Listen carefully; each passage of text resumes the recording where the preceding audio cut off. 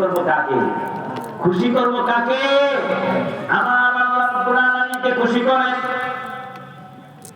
সবাইকে খুশি করা অনেক কঠিন, একজনকে খুশি করা সহজ, ঠিক না বলে? একজনকে খুশি করে আমার আল্লাহ রাব্বুল আলামিনকে আপনি খুশি করেন, দেখবেন সবাইকে আপনার প্রতি সন্তুষ্ট বানায়া দিবে। এই যে গভীর রাত, লম্বা রাত, এই লম্বা রাত, গভীর রাত, একটু ঘুম থেকে উঠে যান, উঠে তাহাজ্জুদের নামাজ পড়েন, কোরআন তেলাওয়াত করেন, জিকির করেন, দিলের মধ্যে শান্তি আসবে, কলবের মধ্যে পাপ পরিষ্কার হবে, দিলের মধ্যে আল্লাহ রুহানিয়াত আল্লাহ পয়দা করে দিবেন, দিলের মধ্যে মানুষের প্রতি মহব্বত ভালোবাসা তৈরি করে দিবেন, দিলের মধ্যে শান্তি দিবেন, জীবনটা সুন্দর হবে। গভীর রাত, উঠে যান, এত লম্বা রাত, এই লম্বা রাতে আল্লাহকে ডাকেন, আল্লাহর ইবাদত করেন, আল্লাহর বন্দেগী করেন, উঠে জিকির করেন, তেলাওয়াত করেন, দুরূদ শরীফ পাঠ করেন, আল্লাহর নবীর উপর বেশি বেশি দুরূদ পাঠ করেন, দেখবেন আল্লাহ পাক আপনার দিলের মধ্যে তিনি প্রশান্তি দান করে দিবে।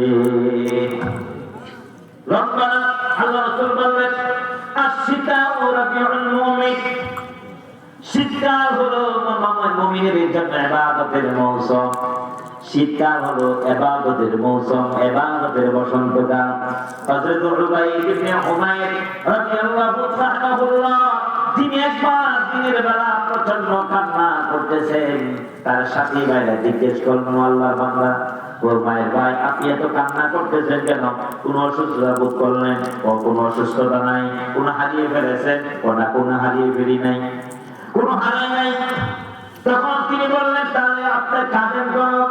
এত প্রচন্ড কান্না করে, বলে আপনার কোন আত্মীয় স্বজন মারা গেছে? কই না, মারা যায় নাই। তাহলে এত কান্না করেন কেন? হযরত উমাইর বললেন, ও আল্লাহর বান্দা, আমি কান্না করি এই কারণে, শীতের মৌসুম চলে যাচ্ছে, দীর্ঘ রাত আমি দাঁড়ায় দাঁড়ায় আল্লাহর সাথে কথা বলতে পারবো না।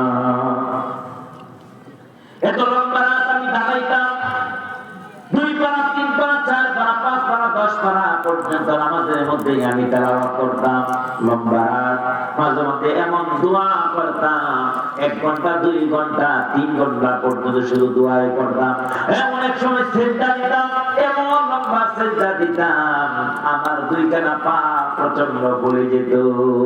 দিতে আমার এত মজা অনুভব করতাম, এত ভালো লাগতো, এত মজা অনুভব করতাম। আল্লাহকে ডাকা, আল্লাহ তেলাওয়াত করা, আল্লাহ কোরআন তেলাওয়াত করা, আল্লাহ জিকির করা, আল্লাহ রাসূলের উপরে দুরূদ পাঠ করা, এত মজা, এত তেলাওয়াত আমি মজা পাইতাম। ওর এই তেলাওয়াতের মজা আর তো পাবো না, কারণ শীত তো চলে যাচ্ছে। আর দিনের বেলা রোজা রাখতাম, দিনের বেলা রোজা রাখতাম। তিনি বলছেন, দিনের বেলা এত ছোট্ট দিন, সেই সময় আমি খাবার সামান্য কয়েকটা খেজুর খেতাম, কোন সময় মাগরিবের আযান হয়ে গেল, আমি টেরও পাই নাই। সুবহানাল্লাহ। শীতের দিনে দিন ছোট না বড়? ছোট দিন না? এটা রোজা রাখতাম। রাখবো তো ইনশাআল্লাহ? ভাই, এটা তো আমাদের কাজ, আমাদের জন্য আসছে। আমরা কিসের জন্য আসছি? আমলের জন্য। আমল করতে হবে। আমল যেটা করবেন, আখিরাত তো সুন্দর হবে।